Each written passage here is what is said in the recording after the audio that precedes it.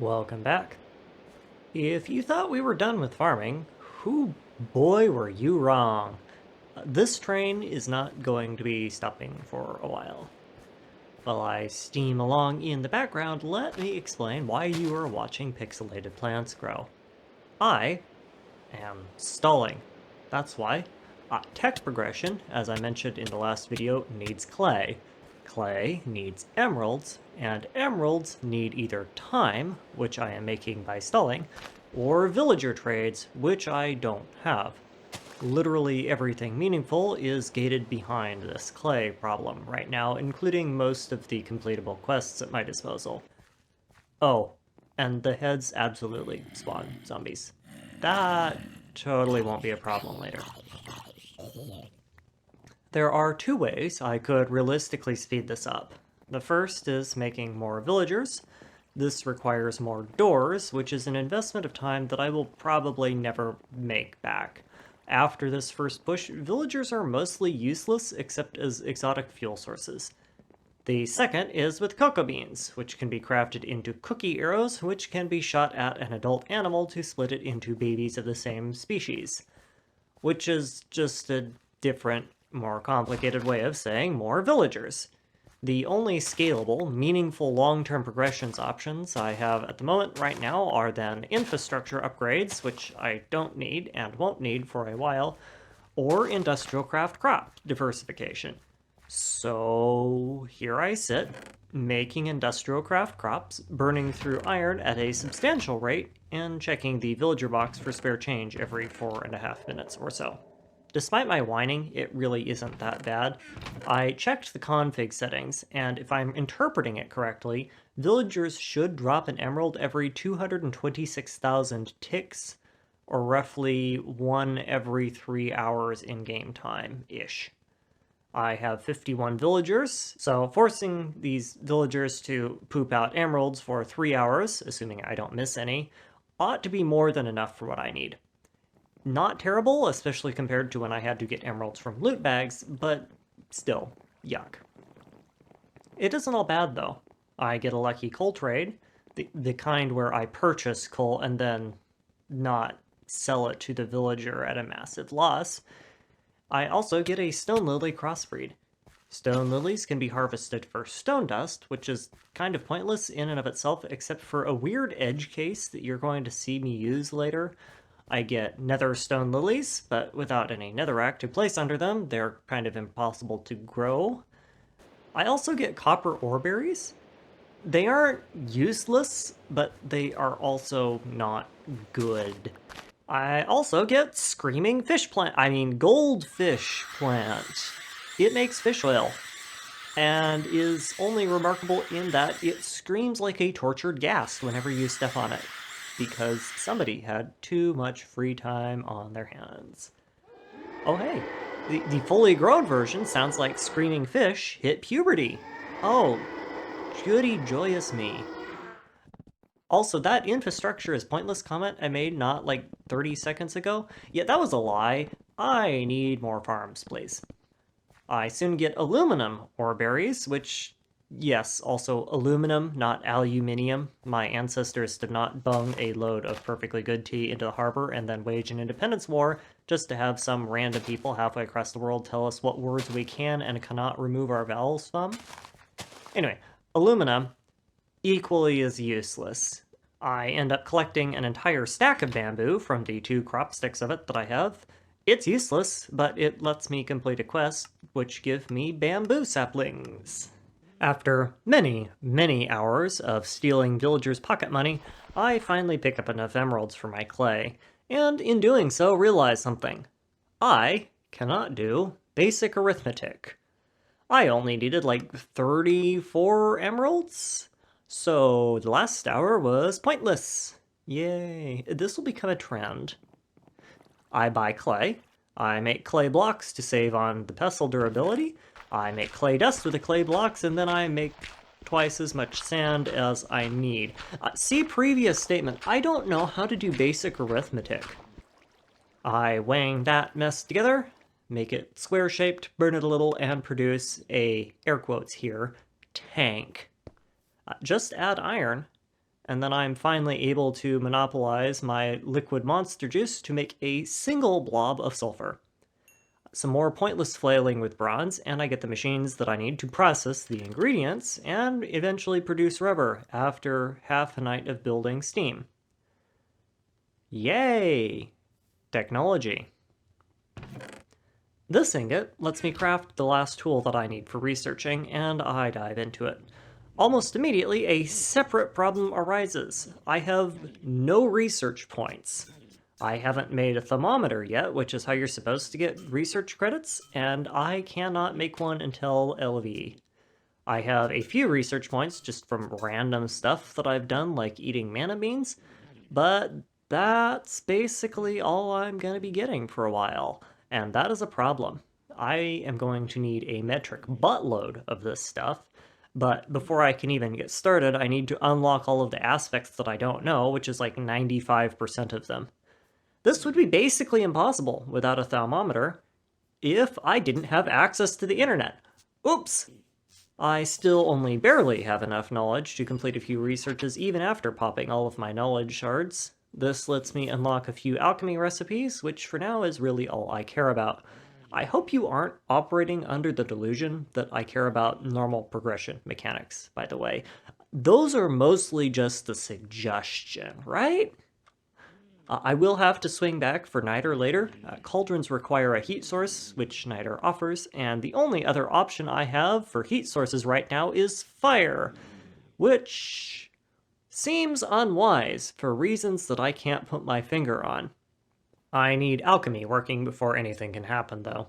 A few probably not quite OSHA-compliant open fires over a cauldron gives me enough heat to create one Niter, and this is installed near a convenient source of water, and just like that, I have alchemy. To create one clay, I will need to throw in 1 Pam's water and 1 dirt or gravel block into a bubbling cauldron, and then add 1 blob of clay to catalyze the reaction, giving me 2 clay in return. A quick sacrifice of a couple stacks of dirt nets me the equivalent amount of clay. This unlocks the quests that I need to power through, in particular, charcoal production. Despite having killed many cows earlier, their progress also doesn't count for the cow tipping challenge, so I end up stalling again and breeding some cows. Not a major deal. More quest hammering eventually gets me to the point where I have to craft my first, and only, coke oven. I could use the charcoal for smelting steel in a blast furnace, but I honestly would rather just buy coal from villagers, so this is really just to progress the questline. It's tedious, but not insurmountable. I have clay, I can hammer cobblestone, salvaged from water creepers, into gravel, and use another of my Thaumcraft alchemy researches to break gravel down into sand, and then all I need to do is crafting things. It also showcases why I wanted stone lilies. The stone dust can be crafted into a rich source of perdido, which is entropy, essence, and that has a bunch of useful applications down the line. It turns out that my desire for cactus crossbreeds was unnecessary, by the way. There is just a quest to buy some that I completely forgot about. And after my furnaces finish up their cooking process, coke oven, easy peasy. Waiting for the coke oven to smelt before charcoal to progress is even easier. I just sit there and twiddle my thumbs. Getting the 4 stacks of cobblestone that the one quest wants after that, more difficult. Ironically, I am already well past the point of this quest in my actual game state. This quest is supposed to be a workaround, and now I need a workaround for the workaround that is going to give me trouble. Here, creeper, creeper, creeper. But first, I need to spend a bunch of time making a massive creeper detonation collection area. Why?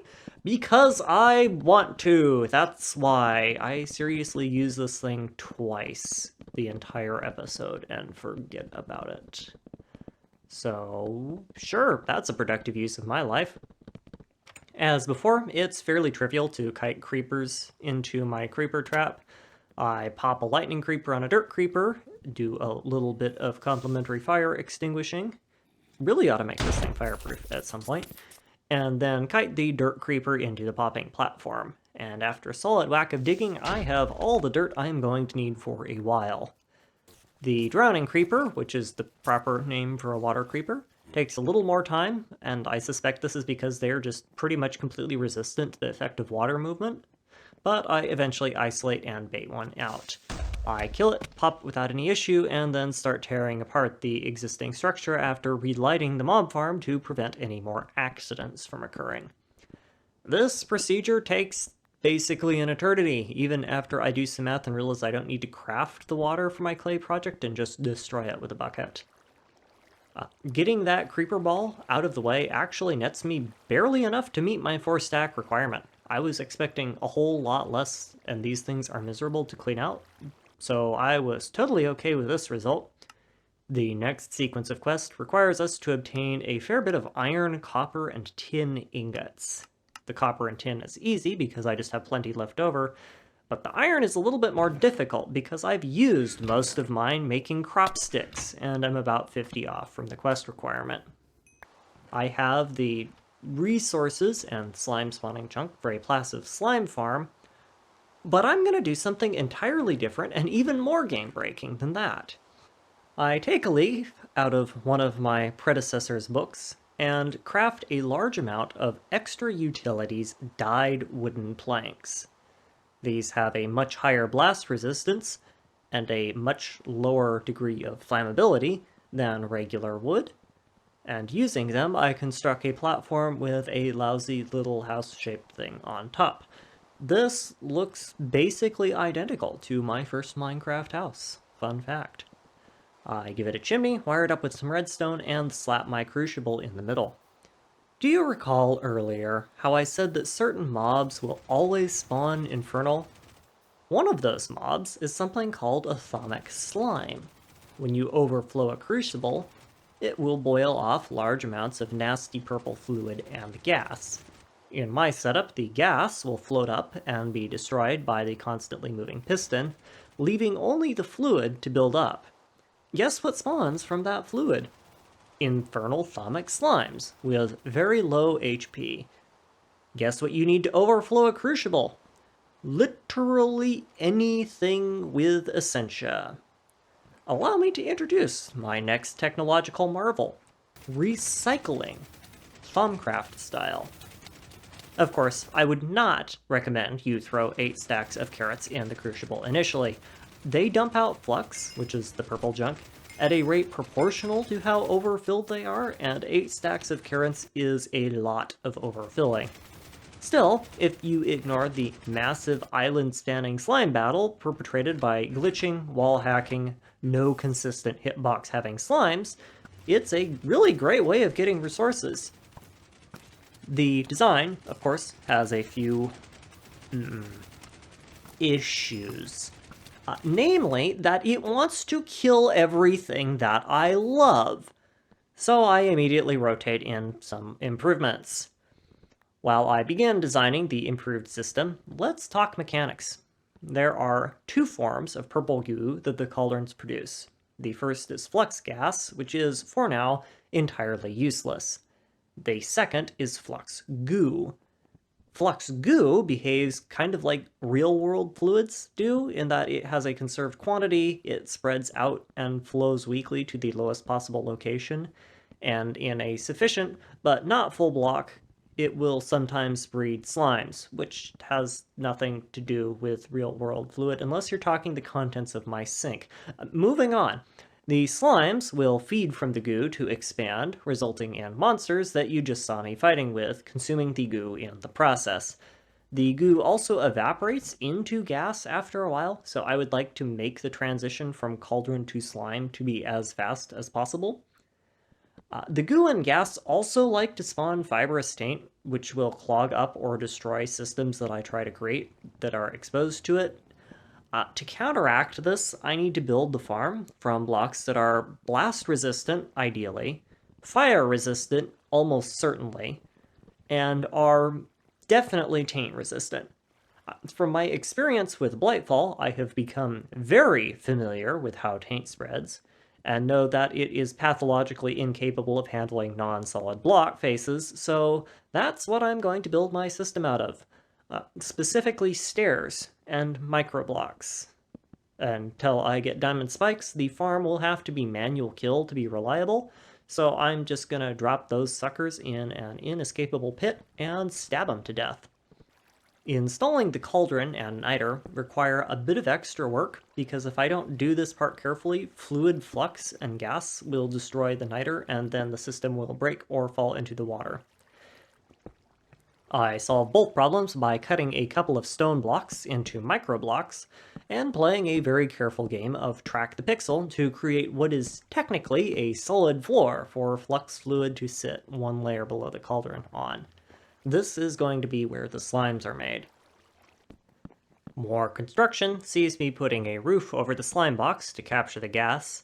I make sure to invert the stairs to their non-solid sides, so hopefully taint shouldn't form. I have no idea if this will help, but it's not gonna hurt anything, so why not? I cram a piston on top for gas deletion, and am then immediately distracted by a stime and my stone lilies again. To smite me further, they have made not one, but 2 cactus crossbreeds. As before, I rip them out for their insolence. Some finishing touches give me a chute to drop items directly into the cauldron, an access port to add water when the cauldron boils dry, some redstone for the piston, and a piston replacement that will not tear a hole in my design whenever it's turned on. Let's give the thing a spin. Yeah, it works exactly as intended, amazingly. It takes a while to get going because I have to build up all of the flux before slimes can spawn, and I want to add a roof and water source nearby to help mitigate some of the infernal effects, but it is a fast, relatively safe, relatively easy way of spawning fat stacks of infernal mobs. I am legitimately shocked at how well this worked out. Usually nothing I make works this well the first time. It isn't perfect, obviously. Taint does spawn on the microblocks sometimes, and if the flux goo builds up too quickly, it will form full blocks, which slimes can't spawn from, and I have to remove. But as long as I'm patient and drip feed it materials, usually just tiny stacks of stone dust, it works pretty well. Do you hear that sound? It isn't your piston-based tinnitus acting up, no, that is the sound of the progression bell going ding ding ding ding ding. This thing is pretty much Prince XP compared to my other available options, and I am going to milk it all the way to a blast furnace. I discovered that while hitting infernals will give you the negative potion effects, shooting them does not. Guess who has small mountains of arrows sitting around doing nothing? Anytime I end up with more XP than I'm comfortable losing, which is basically any amount greater than 0, I take a break and turn it all into blast furnace materials. Anytime my chests fill up with random armor and tools, I do another load of maceration. Gold armor takes way more steam to macerate than anything else, so that tends to be what I end up not macerating, but everything else is fair game. Anytime I need more material for the crucible, I go harvest the stone lilies and break their powder into small stacks. It's easy money. It's such easy money, in fact, that I have to take a break to let my macerator catch up. In that time, I grind out all of the clay that I'm going to need. I can use buckets of XP to make clay dust, but in order to make brick dust, I have to make bricks first, and right now that requires regular clay. While that's cooking away, I hammer through more of my backlogged quest progression, and am almost immediately progression blocked in the Stone Age because I don't have something that will let me dye my crowbar blue. God, I love Gregtech. It doesn't actually matter, though, since Steam Age progression is unlocked by making a boiler, and I can get right back to it in the Steam Age. I turn my bricks into brick blocks, which saves a bunch of time in macerating them, and then start blasting my way through the Steam Age, only to run into another wall in the form of redstone. This isn't an issue to our game state progression right now, because I only need the alloy for pistons, and I have plenty of those from infernal mobs, but it will become an issue when I start trying to make circuit boards or anything in LV. I can source some redstone from XP buckets, which is miserable but doable. and a little bit more from mobs, which is even worse and also usually explosive. I could breed and grow red wheat, which is, yay, another industrial craft crop, but that is likewise a fairly miserable and low yield procedure. Thankfully, our good friend Thaumcraft is here to save the day again. A little bit of research gets me access to the redlawn seed. When planted, it grows like a regular melon, except it's red and produces blocks of redstone.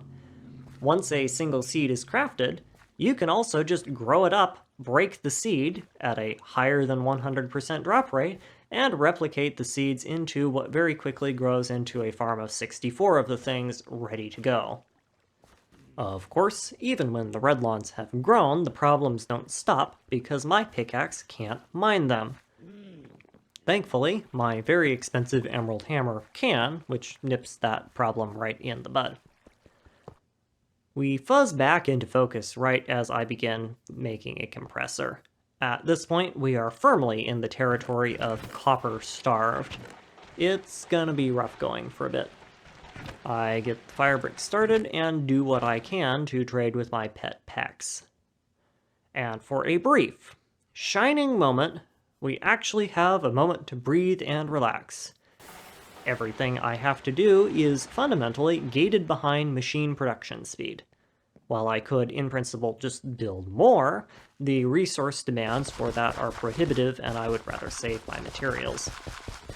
I decide to take an abrupt left turn and now do something completely different. Farming! Yeah, it's more industrial craft crop farming.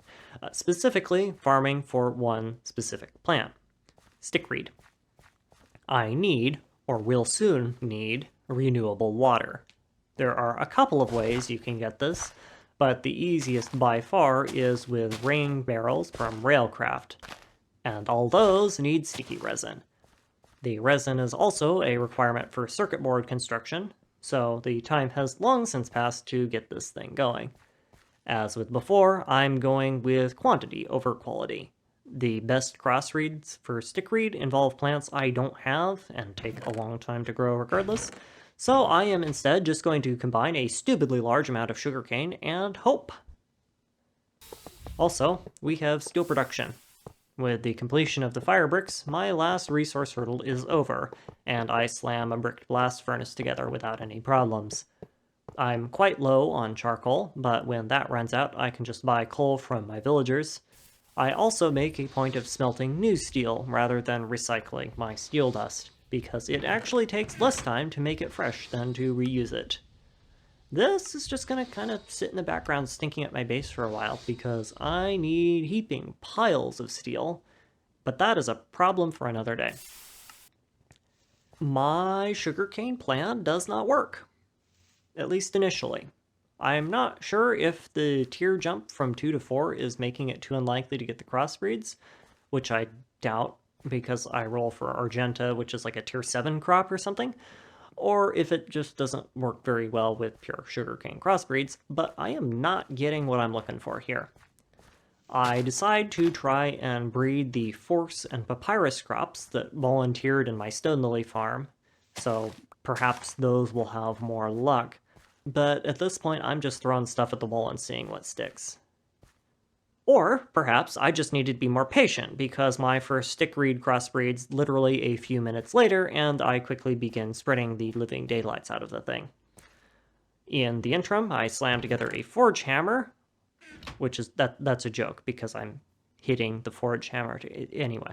I'm tired of paying double price for plates and instead would like to only pay 1.5 times the proper price. My crossbreeding attempt produces netherwort, which is useful but not essential. Mostly I only care about it because it's a way of breeding terrawort, which is an excellent source of difficult to find essentia types later on. Time passes. All meaningful progression is now gated behind water automation, which is itself requiring sticky resin production. I busy myself with random tasks around the base. I make a bunch of wrought iron, stock up on copper and tin, and maintain the farms.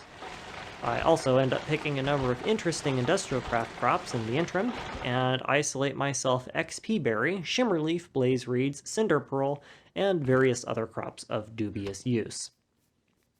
When I finally come up for air, a few hours of real life time has passed. I've mostly stabilized the sticky resin farm, and I'm able to extract 26 resin from it relatively painfully. It has a bunch of other plants in it right now that I want samples of later, but it is also firmly in the category of good enough. The resin is then immediately turned into materials I need for a railcraft water tank. These tanks generate passive water at a rate depending on the biome and whether or not it's raining.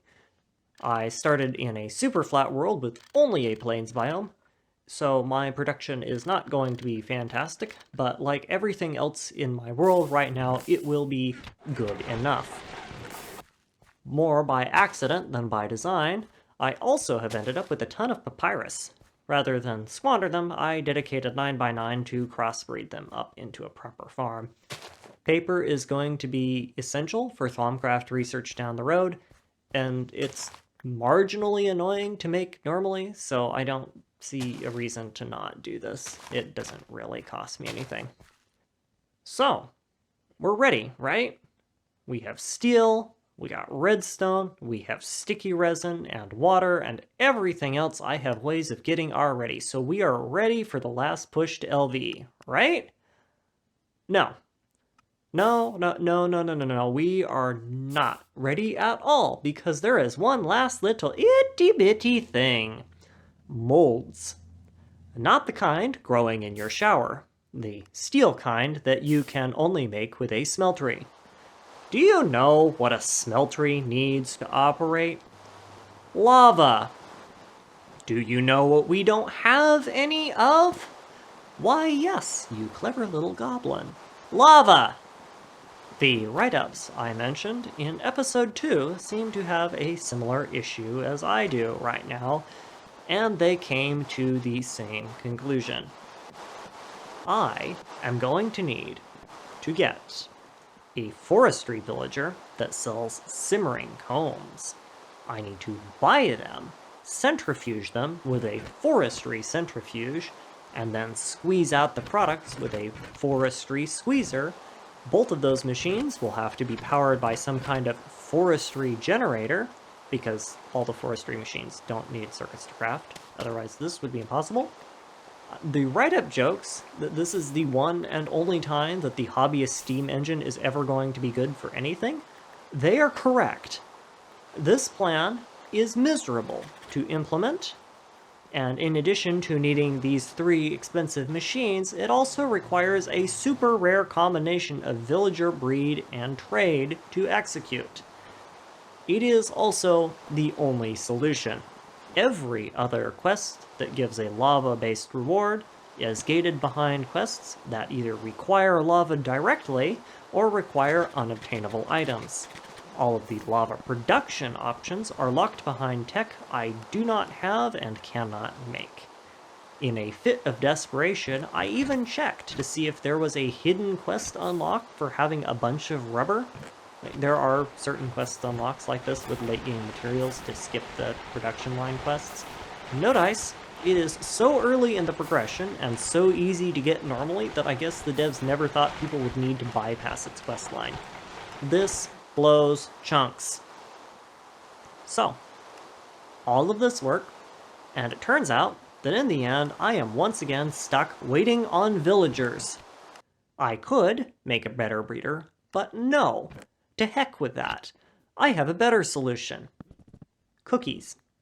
Specifically, cookie arrows.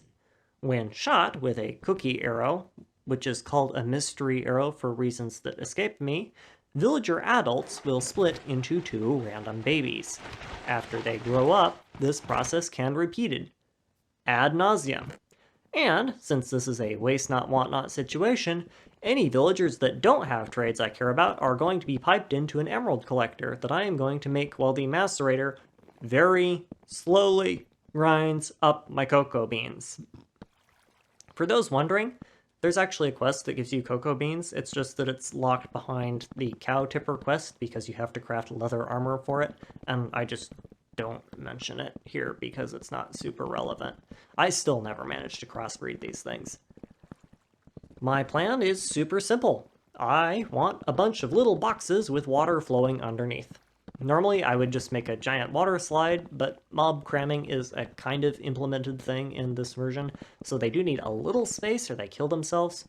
My collection pen can only hold so many villagers in it, and they have kind of started been suffocating each other already because I am missing some trades. So when I start running out of space, I will just shove them into this pit. Placing the dispenser to fire arrows is honestly the trickiest part of this plan, because there are so many villagers in the way that I cannot shove them fast enough. I also have to be careful not to split up villagers that have trades I want to check or keep, because you can't trade with the villager that's a baby. This process doesn't actually kill the villager that it shoots, it just turns that villager into its baby form. So if I do discover a forestry villager with a trade that I don't want, I'm going to want to make sure to kill them rather than breed them, because otherwise I'm not going to be able to tell which are the new ones and which aren't. Any villagers that I don't want, or who wander in, get shoved into the emerald collector. It's real easy money. Literally. By the time the first layer of the emerald factory is done, I still have not gotten my combs. The irony that my progression is being gated through a literal fire sale is not lost on me. Either way, I now have 57 caged villagers, producing me about an emerald every 3.3 minutes on average, and have purchased a small mountain of coal with all of the change I keep picking up. I'm also literally drowning in babies. Please help me. While we wait for all the babies to grow up again, farming! If nothing else, my paper and sticky resin problems are truly solved now. I suppose I could just spend my time making envelopes for a living, or something. Yeah, right, no. It finally happens, of course. It was inevitable given the scale of village expansion, but it's still a little weird for me to have plans that work.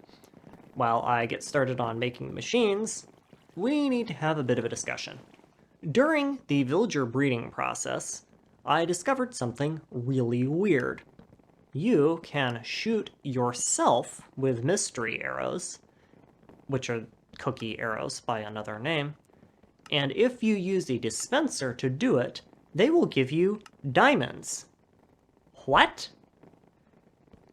Being the incredibly snoopy little goblin that I am, I went to the Gregtech New Horizons GitHub and opened up their version of the Battle Gear mod that's being used in this pack, and started reading through the code to see what these arrows are actually doing to cause this. It turns out that they do two things. The first is that if they hit an entity that can be aged down into a baby, they will spawn a new entity of the same type in its baby form, and then change the entity that the arrow hit into its baby form by resetting its age counter. This is why the villagers keep the same trades they had as adult. They aren't being killed, they're just being modified. The behavior is not restricted to villagers, so theoretically anything with a baby form should be compatible with these things. The second thing the arrows do is that if the arrow hits an entity player, which is the Minecraft way of representing your avatar, and it is not shot by the same avatar, so I'm not shooting myself with my own arrow, the arrows will give me one of whatever item is defined in the 6th slot of the array called item mbarrow.component. Arrays are 0 indexed in Java, so when they say 5 there, they actually start counting from 0, not 1. It's a programming thing, don't worry about it. I go to the definition of that array, and what do you know? Those item definitions are out of order compared to the order of the arrows.